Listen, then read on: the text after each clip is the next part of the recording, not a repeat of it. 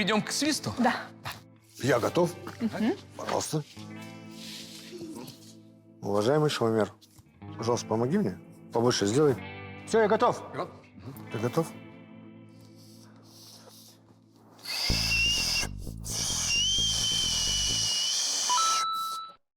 «40». Отлично. Напоминаю, что ты имеешь дело с человеком без зуба. Тебе скидка.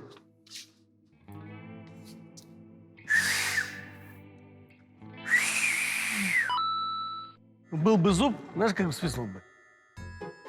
Ну что, дети, сейчас папа покажет, как он умел свистеть в детстве.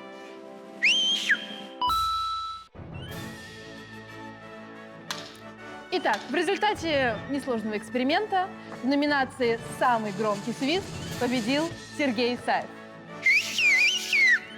Я? Ну, а приз получит Дмитрий Соколов за волю к победе.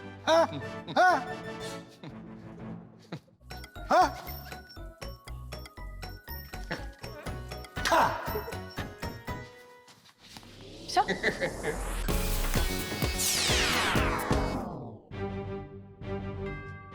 То ли от посвиста Соловьева,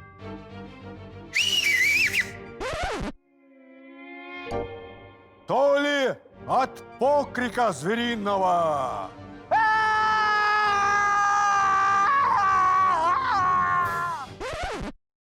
Ничего с травушкой и цветочечками не случилось.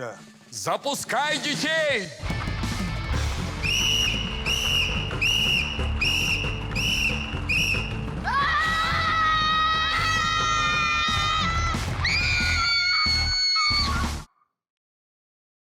А цветочкам и травушке хоть бы хны.